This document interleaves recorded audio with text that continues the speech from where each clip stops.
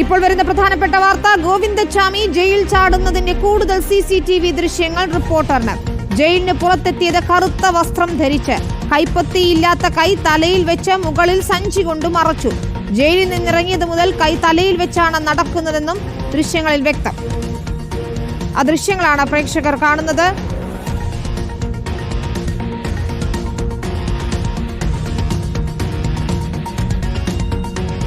അർജുൻ കല്യാടുണ്ട് വിവരങ്ങളുമായി. അർജുൻ, ഇത് ഏത് ഭാഗത്തെ CCTV ദൃശ്യങ്ങളാണ്? ഇയാൾ റെയിൽവേ സ്റ്റേഷൻ ലക്ഷ്യമിട്ടാണ് പോയത് എന്ന് പറയുന്നു. ഇത് പള്ളിക്കുന്ന് ഭാഗത്തു നിന്നുള്ള ദൃശ്യങ്ങളാണോ?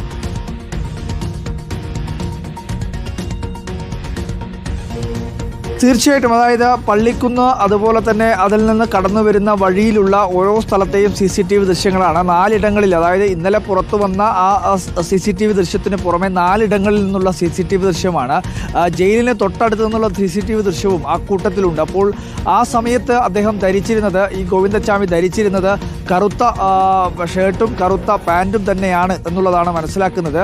ആ ദൃശ്യങ്ങളിൽ നിന്നും അത് വ്യക്തമാണ്. പോലീസും ആദ്യം പറഞ്ഞിരുന്നത് ഗോവിന്ദച്ചാമി കറുത്ത വസ്ത്രത്തിലാണ് പുറത്തേക്ക് ചാടിയത് എന്നുള്ളതാണ്. പക്ഷേ ഈ പറയുന്ന രീതിയിൽ പിന്നീട് പുറത്തു വന്ന CCTV ദൃശ്യത്തിലൊക്കെ വെള്ള വസ്ത്രവും അതുപോലെ തന്നെ കറുത്ത പാൻറ്റുമാണ് നമ്മൾ കണ്ടത്.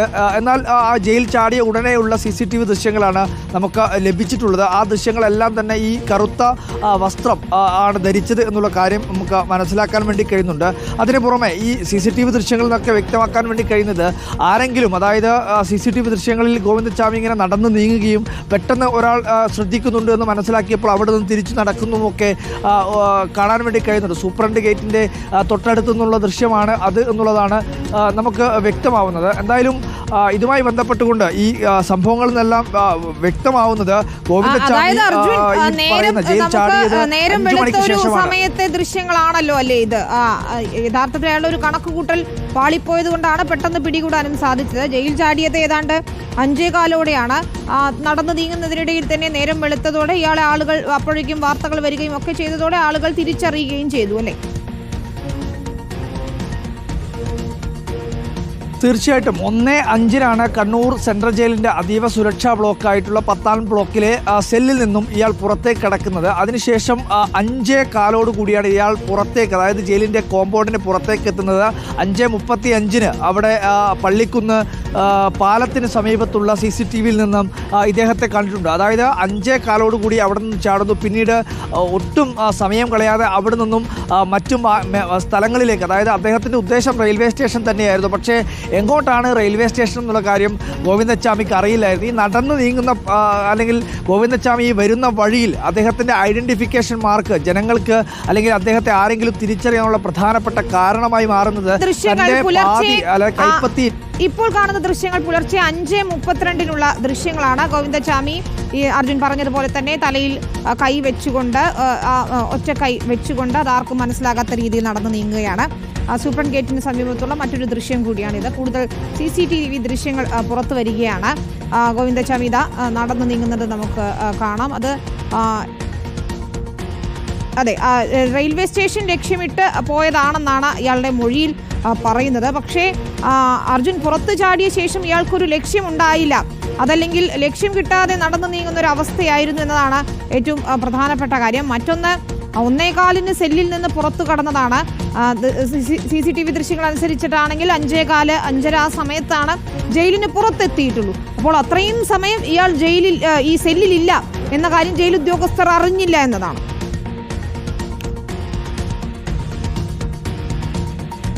തീർച്ചയായിട്ടും വിനീത, ആ സമയം, അതായത് 5:15 വരെയുള്ള സമയം, 1:05 ചാടിക്കഴിഞ്ഞാൽ 5:15 കൂടി ജയിലിന് പുറത്തേക്ക് ചാടുമ്പോൾ ഏകദേശം 4 മണിക്കൂർ സമയത്തിന്, അല്ലെങ്കിൽ 4 മണിക്കൂറും ഏകദേശം 10 മിനിറ്റ് സമയവും ഇദ്ദേഹം ഈ ഗോവിന്ദച്ചാമി ജയിൽ കോമ്പൗണ്ടിനകത്ത് തന്നെയാണ് കഴിഞ്ഞിരുന്നത് എന്നുള്ളതാണ്. ആ സമയത്തൊന്നും തന്നെ ഈ ഗോവിന്ദച്ചാമിയെ ജയിൽ അധികൃതർ സെല്ലിൽ നിന്ന് പുറത്തേക്ക് കടന്നു എന്നുള്ള വിവരം കണ്ടെത്തിയിട്ടില്ല എന്നത് അമ്പരപ്പിക്കുന്നതാണ്. സുരക്ഷാ വീഴ്ച തന്നെയാണ്.